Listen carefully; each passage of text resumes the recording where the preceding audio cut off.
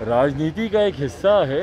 ये कोई पहला दल नहीं है जिसके साथ ऐसी घटना हुई, और चुनाव की अधिसूचना के बाद एकाएक वह एनडीए का हिस्सा बने तो उस वक्त उनकी पार्टी उनके विचारों से सहमत नहीं है। देखिए, मुझे नहीं पता कि उनकी गठबंधन के भीतर क्या बातचीत हुई। वीआईपी सुप्रीमो और बिहार सरकार के मंत्री मुकेश सहनी के विधायकों को जिस तरह से भारतीय जनता पार्टी ने अपने पाले में लिया है, इसको लेकर के अब लोक जनशक्ति पार्टी रामविलास के राष्ट्रीय अध्यक्ष चिराग पासवान की पहली प्रतिक्रिया आई है। चिराग पासवान ने आज मीडिया से बात करते हुए कहा है कि ये कोई नई घटना नहीं है बिहार के लिए। खास करके उन्होंने अपनी भी पार्टी का उदाहरण दिया और कहा कि मेरे पार्टी में भी क्या हुआ था वो सब ने देखा। और मुकेश सहनी की ये व्यक्तिगत मामला है, बीजेपी से गठबंधन में उनकी क्या डील हुई थी ये किसी को पता नहीं, लेकिन जो कुछ भी हुआ ये बिहार में होता रहा है। लोक जनशक्ति पार्टी रामविलास के राष्ट्रीय अध्यक्ष आज दिल्ली से पटना पहुंचे थे और पटना एयरपोर्ट पे उन्होंने मुकेश सहनी की पार्टी को लेकर के क्या कहा है, आप सुने। देखिए, इसमें देखना क्या है, ये राजनीति का एक हिस्सा है। ये कोई पहला दल नहीं है जिसके साथ ऐसी घटना हुई, पहला दल नहीं है जिसने ऐसी घटना की। हम लोग तो भाई निरंतरता में देखते आ रहे हैं। अगर मैं अपनी पार्टी का उदाहरण दूं तो हमारे नेता ने, आदरणीय रामविलास पासवान जी ने, जब से पार्टी बनाई तब से हम लोगों ने देखा कि अपनी व्यक्तिगत महत्वाकांक्षाओं के लिए पार्टी के जो विधायक होते हैं वो एक दूसरे दल में आते जाते रहते हैं। और बिहार में तो खास तौर पे इस बात को देखा गया है। शायद ही कोई ऐसे विधायक होंगे जो किसी ना किसी दल में उन्होंने अदला बदली अपनी महत्वाकांक्षाओं के लिए या कई बार अपने विचारों के लिए भी करते हैं। बट बहरहाल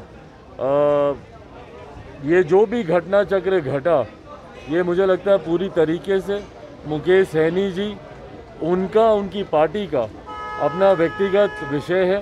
उनकी पार्टी उनके विचारों से सहमत नहीं है। उन्होंने अपना कुछ पक्ष रखा जिसकी वजह से उन्होंने चुनाव लड़ने का फैसला लिया।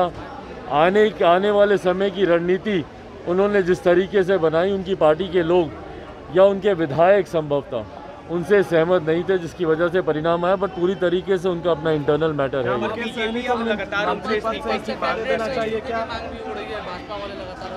देखिए, मुझे नहीं पता कि उनकी गठबंधन के भीतर क्या बातचीत हुई।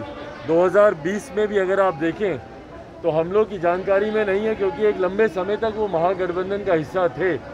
और चुनाव की अधिसूचना के बाद एकाएक वह एनडीए का हिस्सा बने तो उस वक्त उनकी भारतीय जनता पार्टी से उनकी क्या बातचीत हुई थी, गठबंधन के भीतर उनकी बातचीत हुई थी कि भी नहीं हुई थी। उनकी मुख्यमंत्री नीतीश कुमार जी की पार्टी से बातचीत हुई थी, भाजपा से हुई थी, ये नहीं जानते हम लोग, पब्लिक डोमेन में नहीं है। तो किन परिस्थितियों में उनके अलायंसेस हुए, क्या क्या उनकी शर्तें थी अलायंसेस के वक्त, क्योंकि गठबंधन के वक्त ये तमाम बातों का जिक्र होता है। हम लोगों ने भी अलायंसेस किए, हम लोग जानते हैं कि ये तमाम बातों का जिक्र होता है। उनके क्या शर्तें रखी गई, नहीं रखी गई, तो इसलिए ये कहना कि उनको गठबंधन में रहना चाहिए, इस्तीफा देना चाहिए, नहीं देना चाहिए, इसके लिए मैं अधिकृत नहीं हूँ। उनके जो घटक दल हैं वही इस पर फैसला लेंगे। आपकी पार्टी के भी कई लोग जो हैं जेडीयू में कब शामिल हुए हैं, उनको शुभकामनाएं।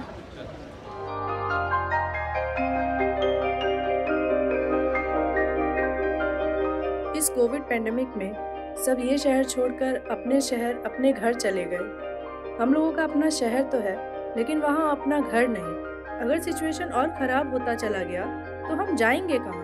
अरे ये प्रॉब्लम तो हर शहर में, लेकिन हाँ, अपने शहर में भी अपना घर तो होना ही चाहिए। होना चाहिए तो कहाँ है अपना घर?